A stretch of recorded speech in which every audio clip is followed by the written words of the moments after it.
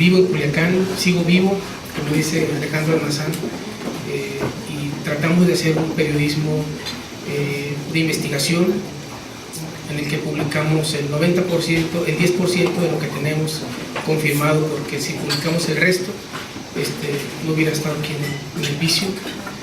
Y hacemos un periodismo que trata de alejarse del conteo de los números de esta expresión miserable del ejecutómetro, para publicar más bien las historias de las personas, de las víctimas, de los protagonistas, de los inocentes, de la gente que de alguna manera, aunque viva o aunque esté vivo, de alguna manera está muriendo por esta forma de vida que impone el narcotráfico, que dejó de ser un problema policíaco.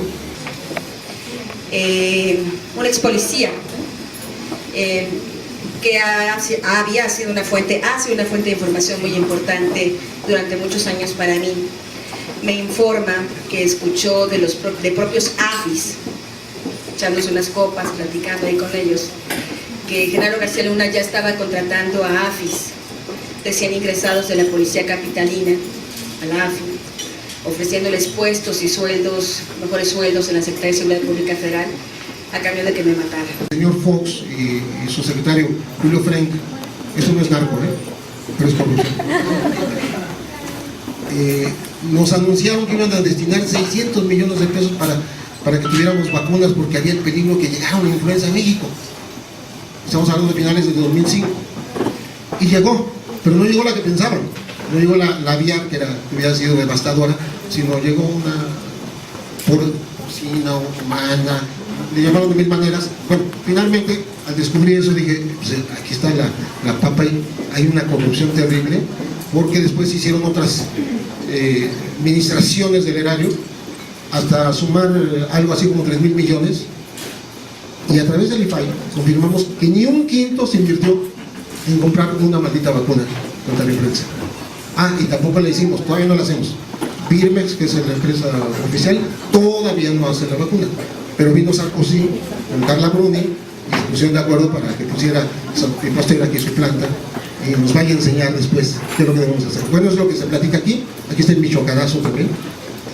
O llegas, no sé, a cualquier pueblo de Chihuahua, y eso fue lo que me pasó a mí, y acaba de haber una balacera, y fue una balacera en Villa Ahumada en 2007, yo era freelance en ese momento, y pues me voy, me asomo al gimnasio del pueblo y veo que pues que había habido una fiesta, que se veían los platos tirados, las mesas, las sillas, todavía estaba el pastel ahí.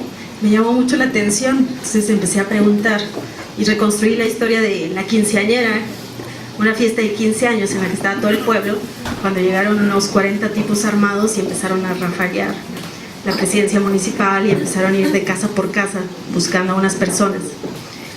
Al día siguiente leí esa nota y en todos lados pues nada más venía el número de muertos, los casquillos encontrados, pero a mí lo que más me impactaba era cómo había vivido la gente esa violencia, ¿no? La historia de la quinceañera, que al día siguiente los policías, ninguno había ido a trabajar, los dos que habían llegado habían dejado su placa y solo una mujer se quedó y encomendándose a Dios.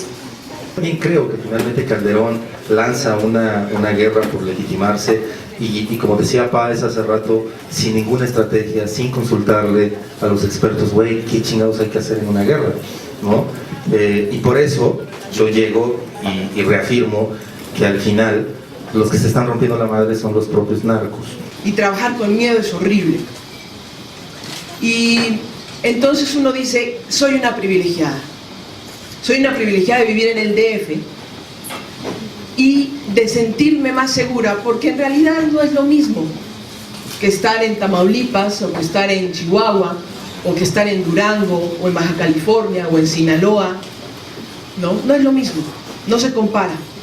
Lo de la guerra por Juárez es un poco eso, porque este libro lo pensamos siempre en las reuniones que tuvimos. Marcia es coautora de este libro, los periodistas de Chihuahua que nos juntamos, fue justo después de la muerte del Choco, porque sentimos que nosotros teníamos que plantear la historia del asesinato del Choco, no la historia del asesinato del Choco, sino la historia de Ciudad Juárez bajo riesgo, y esto pasó hace unos, ¿cuándo fue? Hace unos 3 años, unos 3 años más o menos, y lo planeamos pensando en un Ciudad Juárez que lo estaba cargando la chingada, simplemente porque era un Juárez que pedía atención social, y la habían llenado de tanques y nosotros estábamos realmente pues asustados. El día después de que corren a Carmen Aristegui, si tú checas la prensa impresa, te va a dar una pena terrible porque no la corrieron. O sea, si tú agarras la prensa y dices, puta, ¿dónde está Carmen? Todo el mundo estaba calientísimo, tuiteando en los Face y la chingada. ¿Dónde está Carmen? No estaba en la prensa. Y luego la arrestaron. ¿Por qué la arrestaron? Bueno, no fue por el escándalo que se hizo en la prensa tradicional. Para la prensa tradicional, el caso de Carmen va a ser muy ilustrativo. Va a tener que aprender que o se monta en las causas que de verdad le importan a la sociedad, o se monta en ellas, sino que desaparezcan. Y lo estoy diciendo, digo, es mi oficio, lo que más amo en la vida. ¿Me entiendes? Yo creo que ustedes más bien lo están armando, hombre. Yo paso tanto tiempo como puedo en el Twitter, pero no soy un tuitero. Paso tanto tiempo como puedo en el Face y no soy facebookero, pero trato de hacerlo porque me está empezando a suceder, y yo creo que a muchos de los que están utilizando redes sociales les está pasando que no estoy acudiendo a los portales. O sea, yo no me estoy informando en gran parte de los portales. Si lo que realmente quiero leer, voy y lo encuentro. O sea, si quiero leer este tema, voy por él, lo caso y lo encuentro y luego lo desarrollo. Yo creo que no viene la lección de aquí para allá, sino que está llegando al revés, y yo creo que las tecnologías están ayudando a eso. Controles se perdieron porque hubo un cambio radical. Uno que fue muy importante fueron los militares que se convirtieron en policías en 1999. En ese punto fue el punto de quiebre.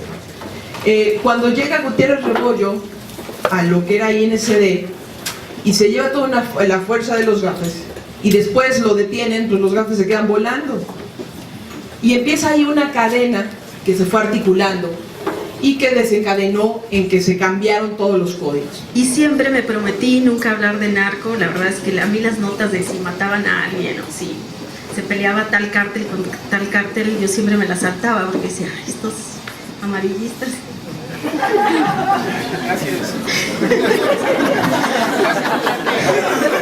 En especial cuando leía La Jornada decía, este tipo, o sea, sí, de Culiacán de La Jornada, lo peor. El caso es que siempre prometí no meterme, hasta que en 2007, pues la violencia se me atravesó, como creo que se nos atravesó a todos los periodistas de este país, ¿no? Tanta lana se está invirtiendo en esta guerra, está cabrona. Dices, oye, güey, estos güeyes se están matando, o sea, ya van 34,000 muertos. Oye, güey, ya es para que hubiera terminado la guerra, ¿no? No, güey.